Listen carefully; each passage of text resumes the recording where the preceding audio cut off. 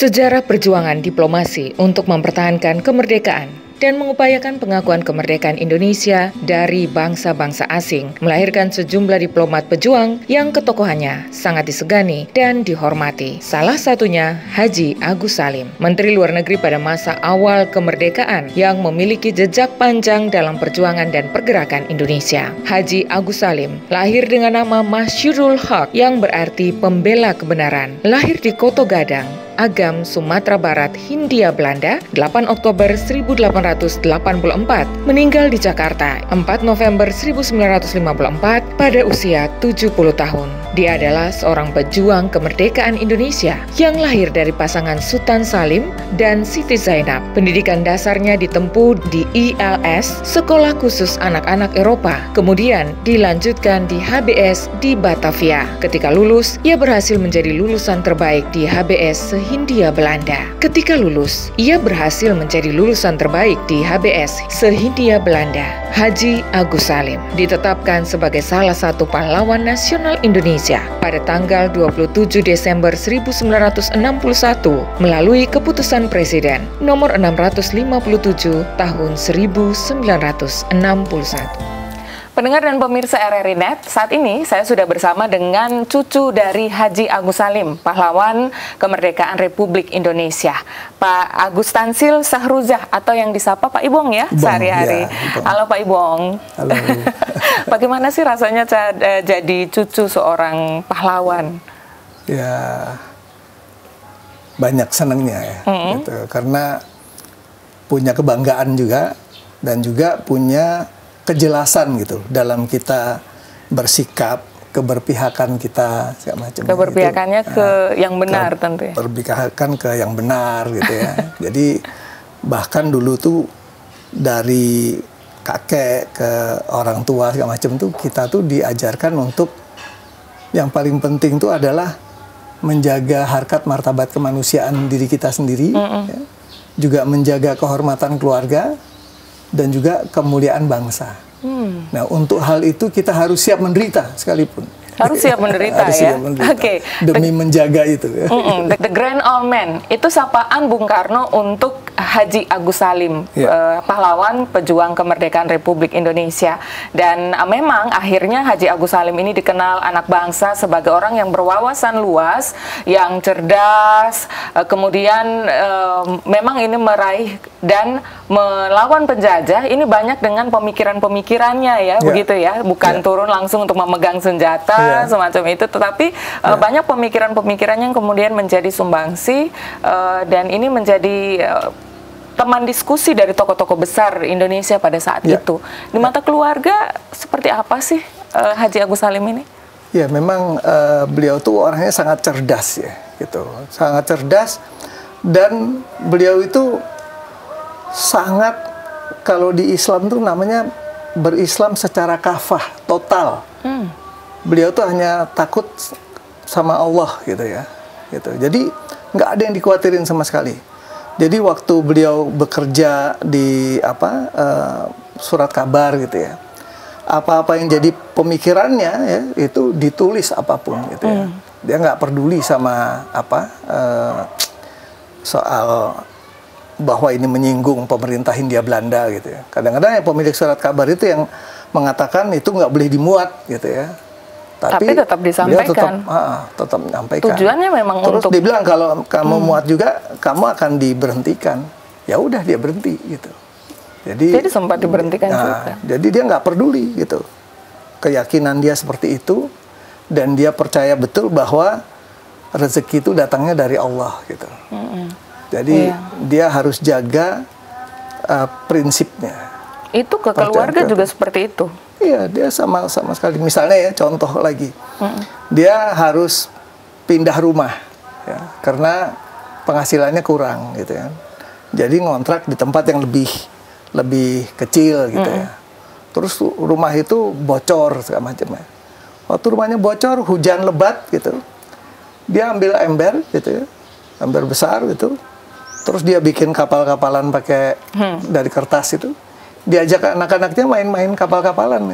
Jadi nggak ada yang tahu kalau itu sengsara karena rumah bocor. Jadi dirubah angle-nya ya gitu ya. Betul. Jadi jangan dilihat ini karena bocor, tapi oke. Jadi pelajaran-pelajaran untuk survive, kemudian tadi seperti yang Bapak bilang tegas, nggak takut sama siapapun selain Allah.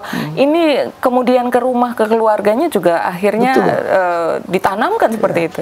Kayak beliau itu kan sangat menguasai bahasa ya. Ada berapa bahasa? 9 ya? Ada 9 bahasa. Jadi beliau itu mencari pengetahuan gitu ya dari mana-mana itu. Beliau tuh mendapatkan bahwa kalau pernikahan terlalu dekat ya, itu anaknya bisa idiot. Nah, ini dulu orang di Koto Gadang itu belum tahu kayak udah gitu. Pokoknya harus nikah di tradisinya kan hanya gitu.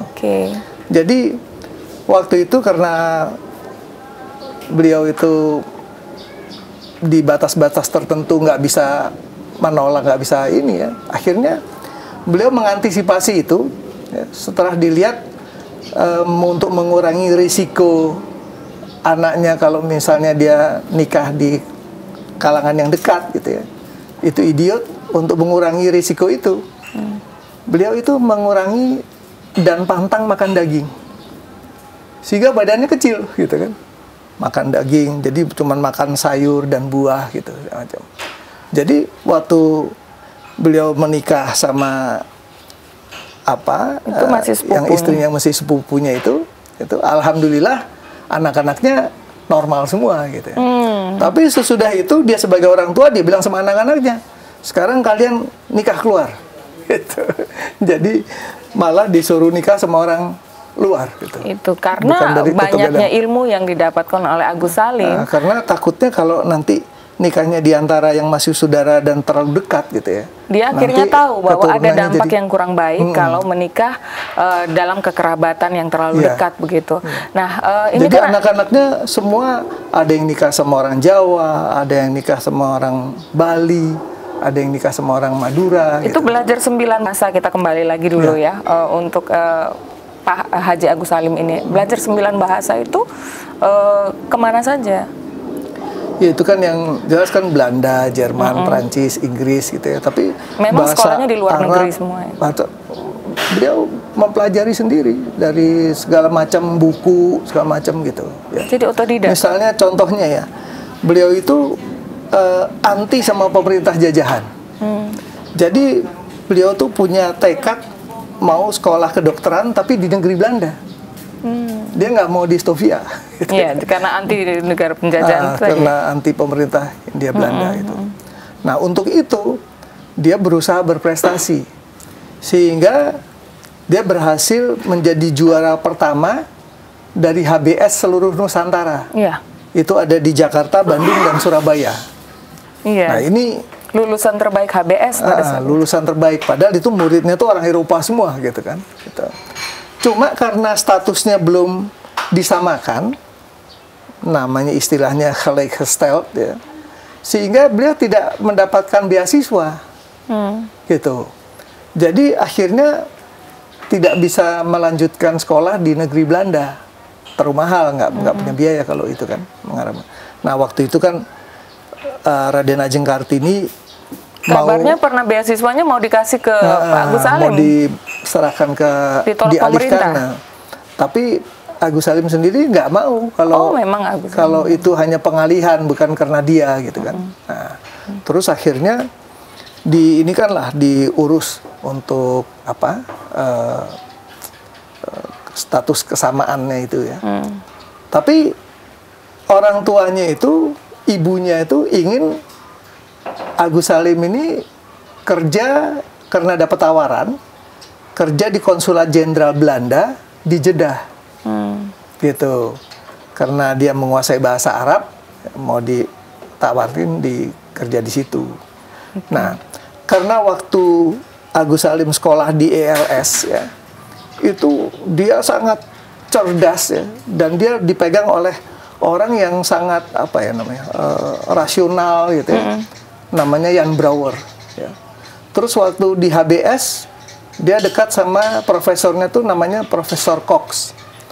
Nah jadi beliau tuh mengelotok gitu, memahami tentang sosialisme, rasionalisme gitu. Bahkan beliau itu hampir kehilangan kepercayaan kepada Tuhan.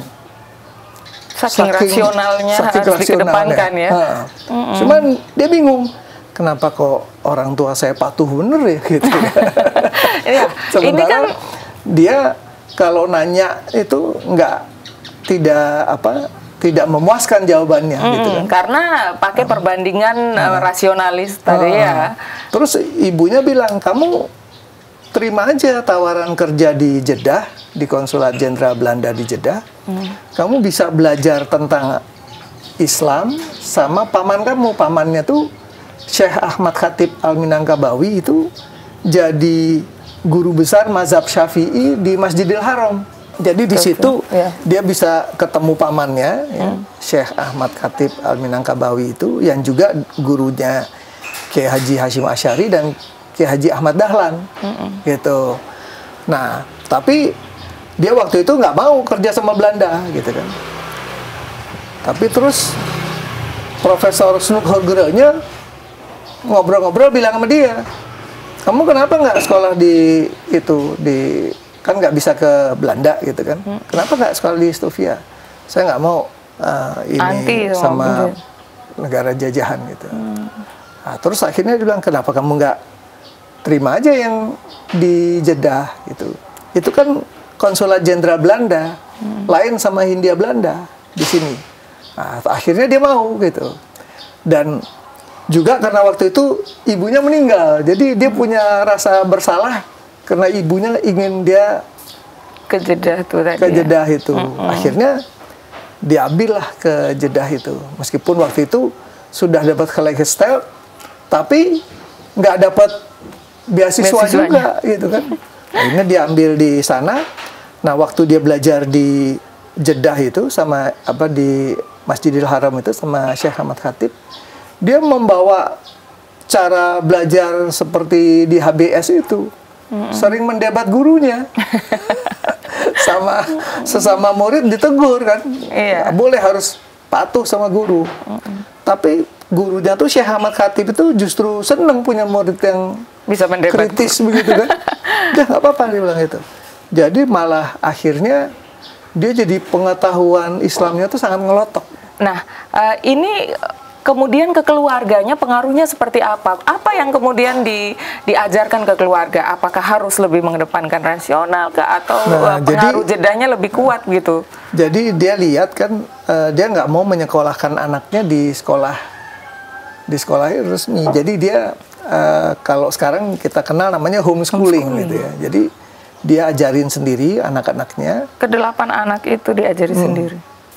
Jadi anaknya itu diajarin sesuai dengan bakat dan interestnya. Jadi ada yang jago matematik, ada yang suka puisi, prosa, seni, ada yang suka masak, gitu ya. Ada yang suka politik. Jadi masing-masing tuh dikasih jalan itu sendiri, dan mereka udah terbiasa dari kecil itu baca pocketbook dan kisah-kisah kepahlawanan gitu ya, tentang Jenderal Patton lah. Lalu awal Haji Agus Salim ini terjun ke dunia politik, momen apa yang membuat Haji Agus Salim ini masuk ke dunia politik? Ya, jadi waktu itu setelah kembali dari Jeddah ya, di Jeddah itu beliau malah jadi sangat menguasai tentang pengetahuan Islamnya, Al-Quran segala macam itu. Terus sudah gitu dengan rasa nasionalisme, dengan tahu hak-hak manusia segala macam tuh mulai tumbuh tuh jiwa memberontaknya gitu ya sama ini. Terus pas kebetulan sama Belanda itu dia diminta untuk memata-matai Pak Cokroaminoto. Pak Cokroaminoto waktu itu di Sarekat Islam itu disinyalir oleh pihak Hindia Belanda tuh mau melakukan pemberontakan. Jadi itu harusnya dilihat dalam konteks waktu itu ya. Waktu itu tuh keributannya tuh antara negeri jajahan itu, antara pemerintah Hindia Belanda sama Turki, Jerman segala macam gitu, bukan sama Indonesia kayak gitu. Nah waktu itu dia disuruh menyelidiki Pak Cokroaminoto. Nah waktu itu dia sampaikan di bukunya, dia udah sampaikan bahwa tidak mungkin Pak Cokro mau melakukan pemberontakan, karena Pak Cokro tahu bahwa yang akan menjadi korban tuh umat Islam, orangnya sendiri. Jadi nggak mungkin. Tapi sama pihak Belanda tetap disuruh mata-matai untuk menyelidiki itu, betul apa enggaknya. Terus dia sempat bilang, kalau saya ke sana bisa jadi justru saya bergabung sama mereka gitu. Karena itulah habitat saya yang sebenarnya, dia bilang gitu. Tapi akhirnya tetap juga disuruh. Tetap disuruh juga. Dan kejadian memang akhirnya Haji Agus Salim lalu akhirnya berpihak begitu. Gitu. Itu momen awal perjuangan. Iya. Jadi waktu dia di sana, dia ketemu sama Pak Cokro, dia sangat apa namanya, seneng lah ketemu sama habitatnya gitu ya. Nah, terus sudah gitu. Serasa kembali ke rumah begitu ya. Islam itu kan. Nah terus pada waktu itu ada Semaun Darsono itu yang dari komunis lah gitu, dari PKI itu. Nah itu waktu itu masih di Sarekat Islam. Nah waktu itu Agus Salim rada kurang suka sama mereka ini, karena mereka ini sering menghalalkan segala cara gitu ya untuk mencapai tujuannya gitu. Akhirnya Agus Salim mengusulkan untuk adakan penertiban disiplin partai gitu. Pak Cokro itu bikin buku tentang Islam dan sosialisme gitu ya. Nah, soalnya waktu itu orang masih suka rancu antara sosialis dengan komunis gitu kan. Nah, terus Agus Salim bilang bahwa Rasulullah itu sudah mengajarkan sosialisme itu 12 abad sebelum Marx gitu, Karl Marx gitu. Jadi itu nggak masalah soal itunya gitu. Tapi kalau soal ateismenya itu yang nggak cocok sama itu. Itulah. Nah terus akhirnya dia terpilih juga untuk mewakili Sarekat Islam di Volksraad gitu ya, Dewan Rakyat gitu. Nah di situ yang untuk pertama kalinya beliau itu berpidato dalam bahasa Melayu, bahasa Indonesia di Volksraad gitu. Iya, bahkan tadinya mengharapkan itu tempat untuk menyampaikan aspirasi rakyat gitu. Tapi akhirnya karena nggak jadi apa-apa, terus mereka menyebutnya ini kayak komedi omong aja gitu. Jadi nggak perlu kita di sini gitu. Iya, jadi ini momen masuk ke dunia politik itu langsung dengan Sarekat Islam gitu. Itu mempengaruhi pandangan politik Agus Salim begitu ya. Upaya untuk memperjuangkan kemerdekaan juga dengan dengan semangat syariat Islam itu kemudian jadi Agus waktu Salim itu kan ada Yong Java, Yong Celebes, Yong Borneo segala macam. Nah, terus dia lihat kayaknya justru Islam tuh bisa mempersatukan itu semua gitu. Terus dia membuat Young Islamitan Bond gitu. Young Islamitan Bond tuh sama Muhammad Rum, sama banyak lah yang kemudian menjadi masyumi itu ya. Jadi justru karena mayoritas orang Nusantara, orang Indonesia waktu itu Islam, jadi menggunakan itu untuk simbol pemersatunya gitu. Jadi beliau sangat mengakui bahwa Islam itu agama rasional gitu ya. Begitu juga waktu mendirikan negara ya, kan bangsa udah berdiri sejak tahun 28 ya, dan Sumpah Pemuda itu berbangsa satu. Waktu membuat negara itu kan syarat pendirian negara itu adanya wilayah, adanya rakyat, adanya pemerintah, dan adanya pengakuan dunia internasional. Gitu. Jadi dia karena waktu itu beberapa kali ada pertemuan internasional umat Islam itu, nah dia menggunakan jaringan itu untuk masuk ke negara-negara Islam. untuk adanya pengakuan terhadap Indonesia nanti. Jadi waktu itu Haji Agus Salim dengan A.R. Baswedan, dengan Nazir Pamuncak, dengan Muhammad Rashidi, gitu ya, satu tim itu ke Mesir, gitu.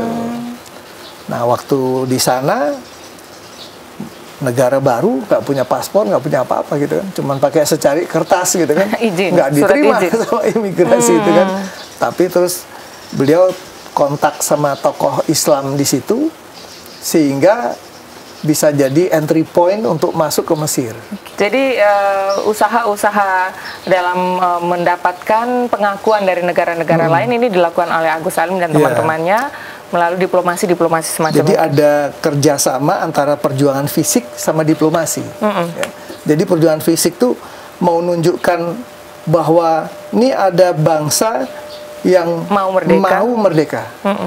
Dan masih punya kekuatan dan ingin merdeka. Ya. Sementara diplomasi kasih tahu ke seluruh dunia, ini loh ada bangsa yang berhak untuk dan merdeka. Ingin merdeka gitu. Jadi berjalan beriringan saat itu ya. Gitu. Oke, dan Agus Salim punya tugas untuk mengawal yang diplomasi itu. Yang lain kemudian berjuang secara fisik di negara.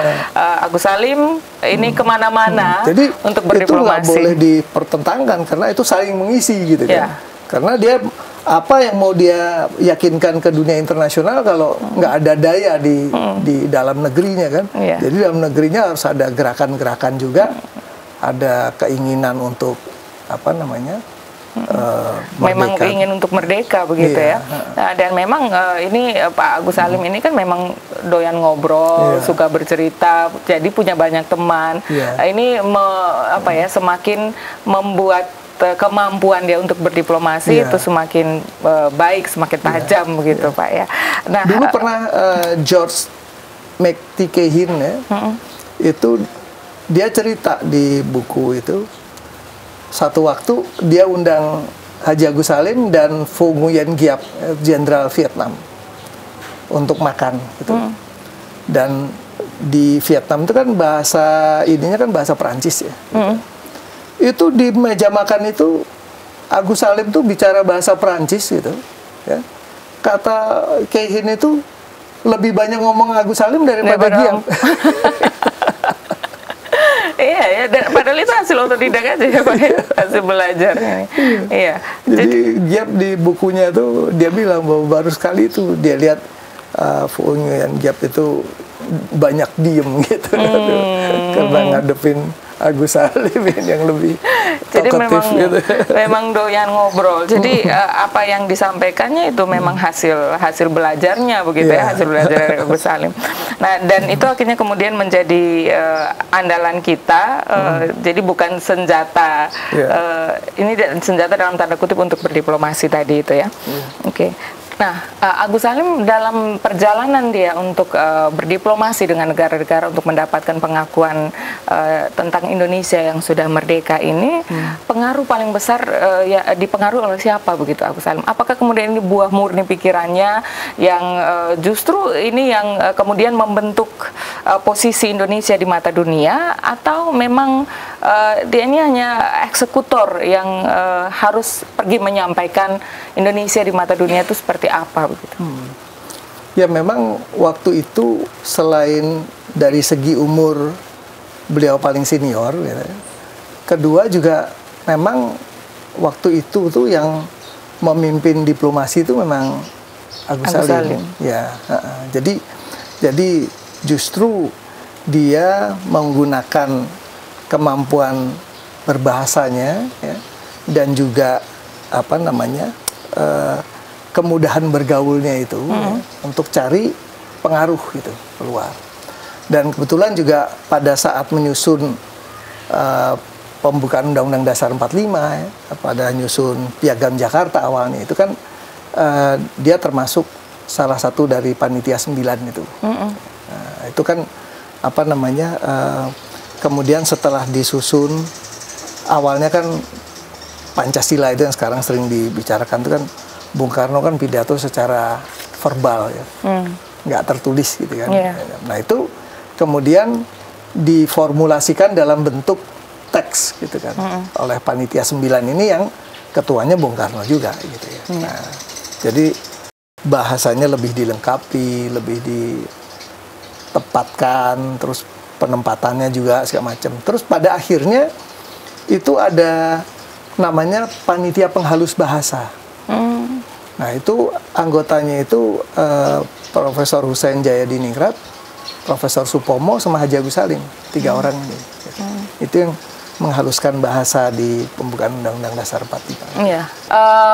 Dari pengaruh, jadi di keluarga ini kan ditanamkan juga ada nilai-nilai pendidikan, kemudian ini bisa mempengaruhi pandangan keluarga Agus Salim terhadap bagaimana bangsa Indonesia ini sejak awal berdiri sampai dengan sekarang. Lalu melihat kondisi kebangsaan kita saat ini, bagaimana keluarga Agus Salim sebagai cucu dari Agus Salim melihat situasi bangsa kita seperti saat ini? Nah, sebetulnya juga di bukunya Haji Agus Salim ya, beliau sudah mengatakan bahwa beliau itu mengkhawatirkan ya kalau partai politik itu bukan digunakan untuk pendidikan politik untuk anggotanya ya, tapi dijadikan kendaraan untuk menuju ke kekuasaan. Sudah diprediksi, Pak? Iya, itu sudah dibicarakan di buku beliau, udah ditulis begitu.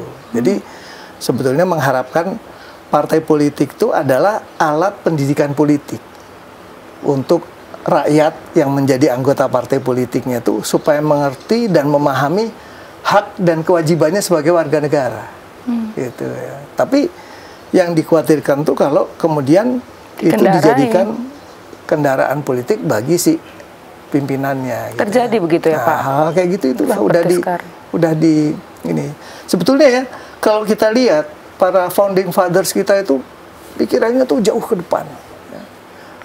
Mereka udah mengatakan bahwa untuk mewujudkan masyarakat adil makmur, kita harus mengatur kehidupan kita sendiri.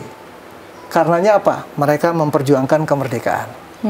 Jadi kalau Mbak lihat di pembukaan Undang-Undang Dasar 45, itu udah dibilang merdeka, bersatu, berdaulat, adil dan makmur. Dengan merdeka ya, itu diharapkan politik divide et impera itu nggak bisa berjalan. Ya, kalau dulu kan kerajaan bisa dipecah gitu kan, kerajaan dipecah dengan politik adu domba dari Belanda. Begitu merdeka harusnya nggak bisa gitu kan. Nah, cuman dengan globalisasi, dengan segala macam cara, akhirnya kita bisa juga dipecah belah sekarang ini ya. Nah, kemudian dengan kita bersatu, diharapkan kita bisa berdaulat. Ya. Kita nih, para pejuang itu mengantarkan kita ke depan pintu gerbang kemerdekaannya. Ya.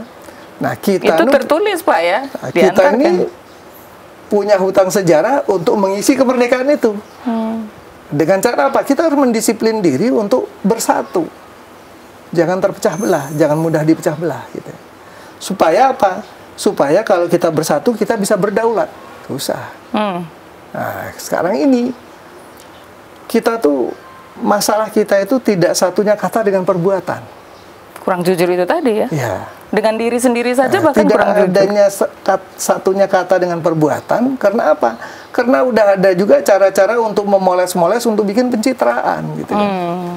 Nah, ini yang kita harus kembalikan lagi ke bangsa kita ini, bagaimana untuk kita memelihara apa yang udah diperjuangkan oleh founding fathers kita. Untuk kita tetap bersatu gitu ya, untuk supaya kita bisa berdaulat, bisa mewujudkan masyarakat adil makmur. Bersatu, berdaulat, adil dan makmur, kuncinya juga adalah kita jujur untuk bisa merdeka. Betul ya, untuk kita bisa mengisi kemerdekaan ini dengan jujur. Satu kata kunci saja itu, Pak. Pak Agus, terima kasih. Pak Ibong, terima kasih. Dan salam merdeka, selamat menyambut Hari Kemerdekaan Republik Indonesia. Terima kasih, Dirgahayu Indonesia.